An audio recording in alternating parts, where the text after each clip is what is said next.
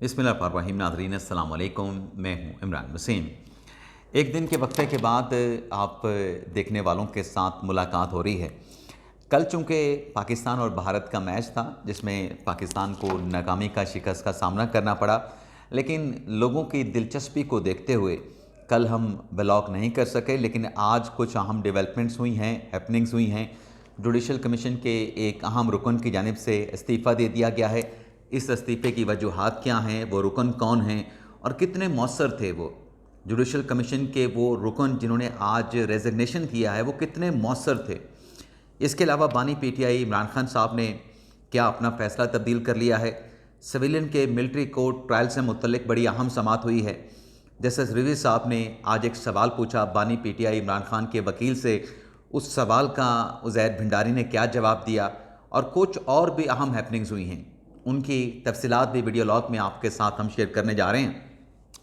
लेकिन प्रोग्राम का आगाज़ करने से पहले आप देखने वालों से चैनल सब्सक्रिप्शन की दरख्वास्त करेंगे कि जिन दोस्तों की जानिब से अभी तक हमारे चैनल को सब्सक्राइब नहीं किया गया, उनसे दरख्वास्त होगी कि चैनल को सब्सक्राइब कर लें, बेल आइकॉन का बटन प्रेस करें। वीडियो अगर पसंद आए तो इसे लाइक भी करें और शेयर भी करें। पहले नाज़रीन इस्तीफ़े की खबर पे बात कर लेते हैं। एडवोकेट अख्तर हुसैन जो कि जुडिशल कमीशन के रुकन थे, और आप कह सकते हैं कि ताल्लुक़ जो था एडवोकेट अख्तर हुसैन का पाकिस्तान बार काउंसिल से था, वकला बरादरी से था। लेकिन जो जुडिशल कमीशन में अपॉइंटमेंट हो रही थी, उन तकर्रियों में जो अख्तर हुसैन साहब का जो वोट होता था वो हुकूमत के पलड़े में जाता था। लेकिन अब जो अख्तर हुसैन साहब ने रेजिग्नेशन दिया है, इस्तीफ़ा दिया है, उसकी वजूहात जो हम एक तो इस्तीफ़े में उन्होंने अपनी वजूहात लिखी हैं, लेकिन जो हमारी उनके साथ खुद बात हुई है और जो ज़राए से पता चला है कि ये जो तकर्रियाँ हो रही थी, इन तकर्रियों के प्रोसेस पे उनका एतराज़ था। और एतराज़ ये था कि ये जो एक एक नाम के अगेंस्ट 5-5 नाम आ रहे हैं, ये 5-5 नाम नहीं आने चाहिए। ये हमारी चंद रोज़ पहले जब यहाँ पर जुडिशल कमीशन का इजलास चल रहा था सुप्रीम कोर्ट ऑफ पाकिस्तान में, पता नहीं किस सिलसिले में इजलास था वो, उसमें हमारी उनके साथ जो बात हुई थी एडवोकेट अख्तर हुसैन के साथ, वो कह रहे थे कि ये 5-5 नाम नहीं आने चाहिए। एक वैकेंसी के अगेंस्ट एक नाम हो, 2 नाम हो, लेकिन 5-5 नामों का कोई जवाज़ नहीं बनता। दूसरा उनका जो मौक़िफ़ था, जो उनकी रिजर्वेशन आप कह सकते हैं, जो उनकी शिकायत आप कह सकते हैं, वो था इस्लामाबाद हाई कोर्ट में जो 3 जजेस का ट्रांसफ़र हुआ है।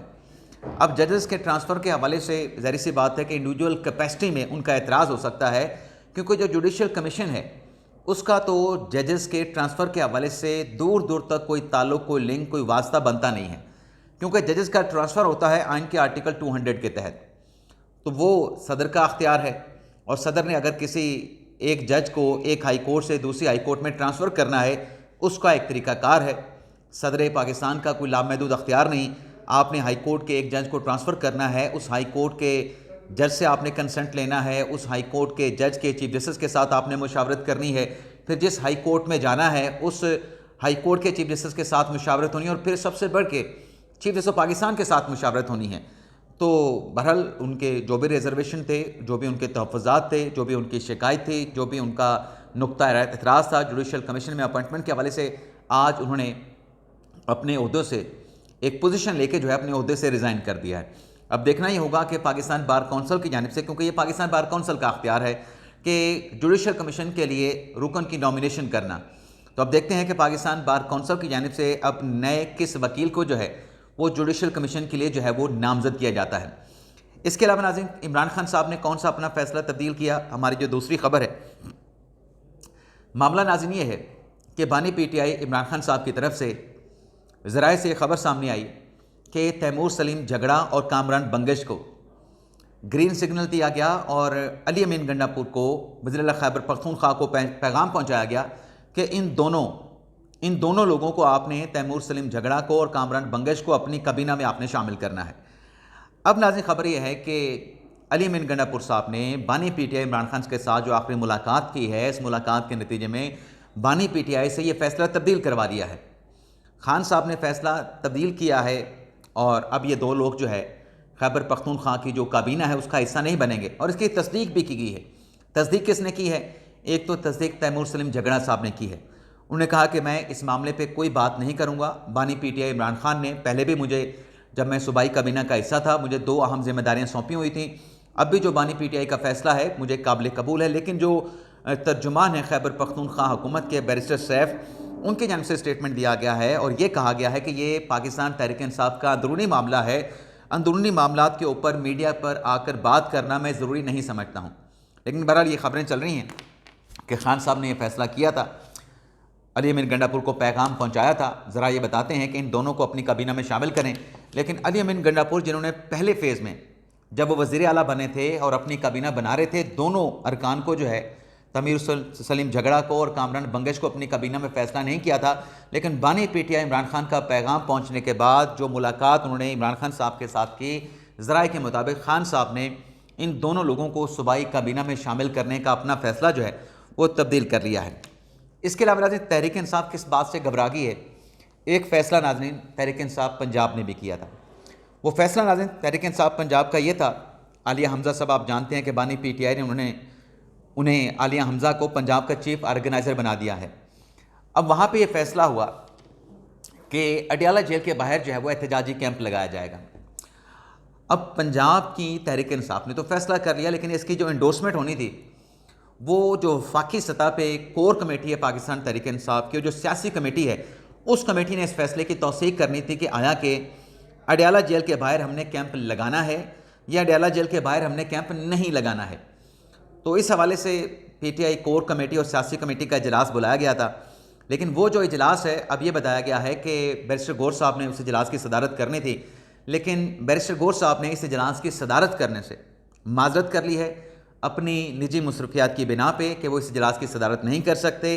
تو خبر یہ آ رہی ہے کہ یہ اجلاس جو ہے مؤخر کر دیا گیا ہے، لیکن یہ اجلاس مؤخر ہونا بیرسٹر گور جو کہ پاکستان تحریک انصاف کے چیئرمین ہیں ان کی جانب سے اپنی نجی مصروفیات کا بتانا، تو اس حوالے سے کہا جا رہا ہے کہ یہ جو فیصلہ پنجاب کی تحریک انصاف نے کیا ہے، اس فیصلے کے انڈورسمنٹ کو لے کے پاکستان تحریک انصاف گھبرا گئی ہے کہ آیا کہ ہمیں ایسا کوئی احتجاجی کیمپ جو ہے اڈیالہ جیل کے باہر لگانا چاہیے نہیں لگانا چاہیے۔ تو فوری طور پہ یہ جو اجلاس بلایا گیا تھا اس اجلاس کو جو ہے وہ مؤخر کر دیا گیا ہے۔ اب ناظرین آ جاتے ہیں جو سپریم کورٹ میں سماعت ہوئی ہے سویلین کے ملٹری کورٹ ٹرائل کے حوالے سے، جس میں آج جسٹس رضوی صاحب نے بڑا اہم سوال پوچھا۔ اس کیس کی ناظرین ساری ڈیٹیل اب تک کی کارروائی کی جو احوال ہے وہ آپ کے ساتھ ہم شیئر کریں گے۔ اس میں ناظرین ہوا یہ ہے کہ آج جب عدالتی کارروائی کا آغاز ہوا تو بانی پی ٹی آئی کے وکیل عزیر کرامت بھنڈاری صاحب، جو کہ پچھلے ہفتے سے اپنے دلائل کنٹینیو کر کے آج بھی اپنے دلائل جاری رکھے ہوئے، ان کی طرف سے کہا گیا کہ جو آرمی سیکشنز ہیں، سیکشن 2D ہے، 2D1 ہے، 2D2 ہے، یہ اگر کالعدم بھی ہو جاتے ہیں تو اس صورت میں جو ملزمان کا جو ٹرائل ہے وہ انسداد دہشت گردی کی عدالت میں ہو سکتا ہے۔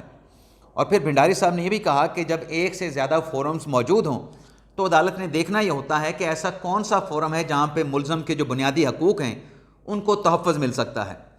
جیسے جمال خان مندوخیل نے کہا کہ کیا کورٹ مارشل کی جو کارروائی ہوتی ہے کیا یہ ڈسپلنری پروسیڈنگ ہوتی ہے، تادیبی کارروائی ہوتی ہے، اور ملٹری کورٹ کے پاس اختیار سزا دینے کا کتنا اختیار ہوتا ہے، جس پر عمران خان صاحب کے وکیل عزیر بھنڈاری صاحب نے کہا کہ یہ ہوتی تو ڈسپلنری پروسیڈنگ ہے لیکن یہ ایک عدالتی کارروائی بھی ہوتی ہے، لیکن اس کا اطلاق جو ہے پروسیڈنگ کا صرف ہوگا جو آرم فورسز سے جڑے جو ان کے امپلائی ہوں گے ان کے ساتھ اس کا تعلق ہوگا، سویلین کا ملٹری کورٹ میں ٹرائل نہیں ہو سکتا۔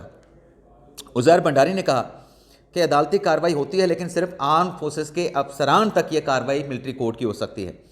پھر ناظرین یہاں پہ جسٹس نعیم اختر افغان صاحب نے جب یہ نقطہ عمران خان صاحب کے وکیل نے عدالت کے سامنے رکھا تو جسٹس نعیم اختر افغان نے کہا کہ قانون کے 2 سیکشنز ہیں، ایک ہے 2D1، ایک ہے دوسرا ہے 2D2۔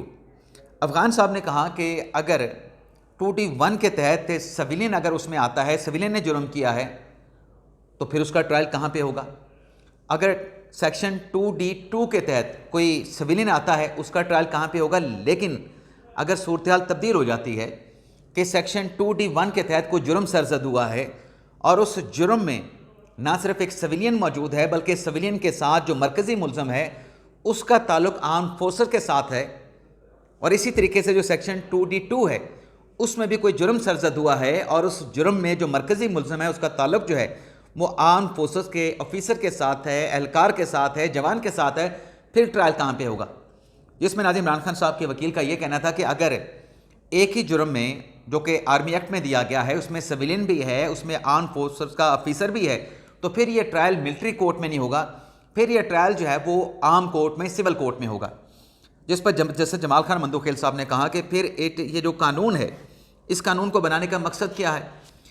جیسے جمال خان مندوخیل صاحب نے کہا کہ جو آرمی ایکٹ ہے، اگر اس کے بنانے کا مقصد سامنے آ جائے، جو کہ بڑا کلیئر ہے، مندوخیل صاحب نے کہا، تو پھر مسئلہ ہی حل ہو جاتا ہے. جیسے جمال خان مندوخیل صاحب نے کہا کہ آئین میں بڑا واضح ہے کہ آرمی ایکٹ جو ہے وہ آرم فورسز کے حوالے سے ہے، آرم فورسز کے ڈسپلن کو برقرار رکھنے کے حوالے سے ہے. اور پھر جیسے جمال خان مندوخیل صاحب نے ایک اور سوال پوچھا کہ اگر ملٹری کا کوئی آفیسر ہے، وہ چھٹی پہ چلا جاتا ہے اور چھٹی پہ جانے کے بعد اس سے کوئی جرم سرزد ہوتا ہے، تو اس کا ٹرائل تو پھر عام عدالت میں ہوگا. مندوخیل صاحب نے کہا کہ ہمارے سامنے کراچی میں رینجر اہلکاروں کی جانب سے ایک سویلین پہ، میڈیا کے وہ ایک کیمرہ مین تھے، اس کو نشانہ بنایا گیا تھا، تو اس کا قتل کر دیا گیا تھا فائرنگ کر کے، تو اس کا ٹرائل تو ATC عدالت میں چلا تھا. اب ناظرین، مندوخیل صاحب کا یہ جو سوال ہے وہ اپنی جگہ پہ ٹھیک ہے، لیکن آرمی ایکٹ میں تو ناظرین یہ لکھا ہے کہ جو offenses آرمی ایکٹ میں لکھے گئے ہیں، وہ اگر offense ہوتا ہے جو کہ آرمی ایکٹ میں درج ہے، پھر اس کا ٹرائل جو ہے وہ ملٹری کورٹ میں ہوگا. لیکن اگر آرم فورسز کا کوئی امپلائی، کوئی آفیسر، کوئی جوان، کوئی اہلکار ایسا جرم کرتا ہے جو کہ آرمی ایکٹ میں نہ ہو، تو پھر ظاہر سی بات ہے کہ اس کا ٹرائل تو پھر سویلین کورٹ میں ہوگا. آگے چل کے ناظرین، جیسے سمین الدین خان صاحب نے کہا کہ سویلین کی ایک کیٹیگری ایسی بھی ہے، جب عمران خان صاحب کے وکیل یہ کہہ رہے تھے کہ سویلین کا ملٹری کورٹ میں ٹرائل نہیں ہو سکتا، تو جو 7 رکنی بینچ کے سربراہ ہیں جیسے سمین الدین خان، ان کی جانب سے کہا گیا کہ ایک کیٹیگری سویلین کی ایسی بھی ہے جس پر آرمی ایکٹ کا اطلاق ہوتا ہے، لیکن دیکھنا یہ ہوگا، تفریق یہ کرنی ہے کہ کون سے ایسے سویلین ہیں جن کا ملٹری کورٹ میں ٹرائل ہو سکتا ہے اور کون سے ایسے سویلین ہیں جن کا ملٹری کورٹ میں ٹرائل نہیں ہو سکتا ہے. پھر ناظرین آگے چل کے بڑی اہم بات ہوئی، جسٹس مسرت ہلالی صاحبہ نے یہ کہا کہ FBLE کیس اتنا اہم کیوں ہے. جسٹس مسرت ہلالی صاحبہ کا کہنا یہ تھا کہ یہ جو سیکشن 2D1 ہے یا 2D2 ہے، یہ تو 1962 کے آئین کے بعد 1967 میں آرڈیننس جاری کر کے اسے آرمی ایکٹ کا حصہ بنایا گیا، اور جو FBLE کا اپنا ٹرائل ہوا تھا، جو ملٹری کورٹ میں FBLE کے جو کورٹ مارشل پروسیڈنگ ہوئی تھی، اس میں جو پریسائڈنگ آفیسر تھے، جب وہ کسی عہدے پہ آئے تو انہوں نے اس سے برعکس فیصلہ لے لیا. اب پریزائڈنگ آفیسر کون تھے؟ پریزائڈنگ آفیسر تھے جنرل ضیاء الحق. جنرل ضیاء الحق نے FBLE کو سزا سنائی کورٹ مارشل پروسیڈنگ کرتے ہوئے ملٹری کورٹ میں بطور جج. لیکن ناظرین، جب وہ جج بنے، جب وہ آرمی چیف بن گئے، آرمی چیف بننے کے بعد مارشلہ لگا دیا، تو پھر جنرل ضیاء الحق نے FBLE کی جو سزا تھی اس سزا کو ختم کر دیا. یہ بات جسٹس مسرت ہلالی صاحبہ کہہ رہی تھیں کہ FBLE کیس میں کیا ہوا، پریزائڈنگ آفیسر نے FBLE کو سزا دینے کے بعد پھر کیا کیا، اس فیصلے کے ساتھ پھر اسی پریزائڈنگ آفیسر نے بڑے عہدے کے آنے کے بعد، بڑا منصب سنبھالنے کے بعد اس فیصلے کے ساتھ کیا کیا.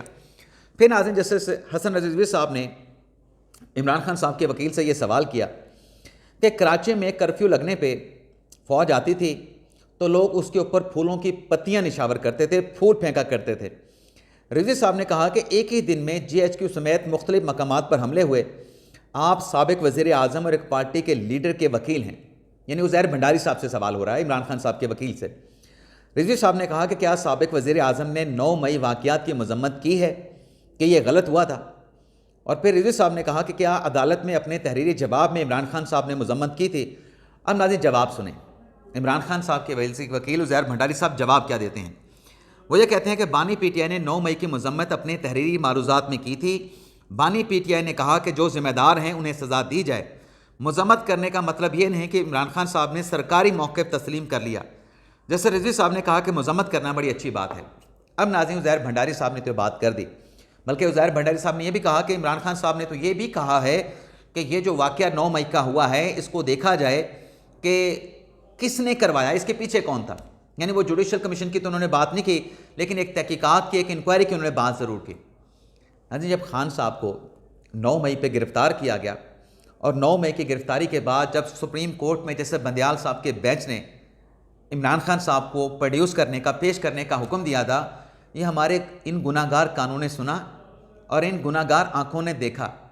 بانی PTI سے بار بار عدالت کے جو 3 جج تھے، جسٹس عمرتا بندیال، جسٹس محمد علی مظہر جو کہ کانسٹیٹیوشن بینچ کا بھی حصہ ہیں، اور جسٹس اطہر من اللہ، بار بار بانی PTI عمران خان سے کہا کہ آپ اس واقعے کی مذمت کریں، یہ بڑی ایک شرپسندی ہو گئی ہے. دہشت گردی کے واقعے میں کنورٹ ہو گیا ہے. تو عمران خان صاحب نے جج صاحبان کے بار بار، کوئی 1 درجن بار جج صاحبان نے کہا ہوگا، لیکن خان صاحب نے 9 مئی کے واقعے کی مذمت نہیں کی تھی. بے شک آپ عمران خان صاحب کی رہائی کا جو فیصلہ ہے اس کو اٹھا کے دیکھ لیں، اس فیصلے کو پڑھ لیں، کہیں بھی یہ نہیں لکھا گیا کہ خان صاحب نے مذمت کی تھی. ہم تو آئی وٹنس ہیں، عینی شاہد ہیں کہ خان صاحب کو بار بار کہا گیا کہ آپ 9 مئی کے انسیڈنٹ کی مذمت کریں. خان صاحب کا جواب کیا ہوتا تھا؟ میرے ساتھ ایسا کریں گے تو عوام کا ایسا ہی ری ایکشن آنا تھا. پھر اگر مذمت کی ججز نے بات کی تو خان صاحب کہتے تھے مجھے تو پتہ نہیں باہر ہوا کیا ہے، میں تو جیل میں تھا، مجھے تو باہر کی خبر ہی نہیں، تو میں بغیر کسی چیز کو جانے بغیر جس چیز کا مجھے پتہ نہیں مذمت کیسے کر دوں. تو خان صاحب نے کمرہ عدالت میں، چاہے کوئی تحریری معروضات تھیں، تحریری جواب تھا، کوئی مذمت کسی قسم کی ایک لفظ کے ساتھ عمران خان صاحب نے نہیں کی تھی. لیکن یہ بات ضرور ہے کہ جب خان صاحب رہا ہوئے تھے، رہائی کے بعد عمران خان صاحب نے ایک سٹیٹمنٹ دیا تھا کہ ہم 9 مئی کی مذمت کرتے ہیں اور 9 مئی کے جو ملزمان ہیں ان کے خلاف کارروائی ہونی چاہیے. ہم خود ان لوگوں کے ساتھ لا تعلق کا اظہار کرتے ہیں. مذمت کی تھی. اب ناظرین، مذمت کے بعد آپ دیکھیں خان صاحب نے اس کے بعد پھر اس مذمت والے سٹیٹمنٹ سے بھی یو ٹرن لے لیا، اور خان صاحب نے پھر یہ موقف اپنایا جس پر آج تک عمران خان صاحب قائم ہیں کہ یہ 9 مئی ہمارے خلاف ہوا تھا، یہ ہمارے خلاف فالس فلیگ آپریشن تھا. تو پھر وہ مذمت والی بات تو ویسے ہی ختم ہو جاتی کہ خان صاحب مذمت نہیں کی. خان صاحب نے کی، اگر مذمت کی تو مذمت کرنے کے بعد یو ٹرن لے لیا. آج خان صاحب سے کہیں نا کہ مذمت کریں، نہیں کریں گے. اور پھر ناظرین آگے عدالتی کارروائی میں کیا ہوا؟ جیسے جمال خان مندوقیل نے کہا کہ وزیر اعظم اپنی مقررہ مدت سے زیادہ عہدے پہ رہ سکتا ہے. عزیر بھنڈاری صاحب نے کہا کہ 5 سال کے لیے آنے والا وزیر اعظم 6 سال نہیں رہ سکتا. جیسے امین الدین خان صاحب نے کہا کہ آج تک کسی وزیر اعظم نے اپنے 5 سال پورے نہیں کیے. پھر مسرت ہلالی صاحب نے بھی کہا کہ کیا کوئی ایسا وزیر اعظم ہے جو 5 سال سے زیادہ رہ گیا ہو، جس پر عمران خان صاحب کے وکیل عزیر بھنڈاری صاحب نے کہا کہ وزیر اعظم تو نہیں تھا، لیکن صدر ایسے ہیں جو 5 سال سے زیادہ تک جو ہے اپنے عہدوں پر جو ہے وہ کام کرتے رہے، صدر کے طور پہ ذمہ داریاں سر انجام دیتے رہے. جسٹس محمد علی مظہر نے عمران خان صاحب کے وکیل سے کہا کہ آپ کی بات درست مانتے ہیں تو پھر بات آرٹیکل 175 کے دائرے سے باہر نکل جاتی ہے. ذاتی طور پہ جسٹس محمد علی مظہر نے کہا کہ میں جسٹس منیب اختر کے فیصلے سے اتفاق کرتا ہوں، لیکن ہر وکیل کے دلائل یہاں پہ اتنے مختلف ہیں کہ سب کو اکٹھا کرنے کے ساتھ عدالتی فیصلہ بھی دیکھنا ہے. جس پر جسٹس امین الدین خان صاحب نے کہا کہ پہلے دن سے کہہ رہا ہوں کہ سب مل کے ملبہ اس عدالت پہ ڈالیں گے. تو یہ ناظرین آج کا ہمارا ویڈیو لاگ، اور باقی ابھی تک پروسیڈنگ جو ہے وہ جاری ہے ملٹری کورٹس کے حوالے سے. اس میں فردر اگر کوئی نئی چیز آئی تو نیکسٹ ویڈیو لاگ میں آپ کے ساتھ ہم شیئر کریں گے. اب تک اتنا ہی، آپ سے اجازت چاہتے ہیں. اللہ تعالی ہم سب کا حامی ناصر، اپنی دعا میں یاد رکھیے گا. اللہ حافظ.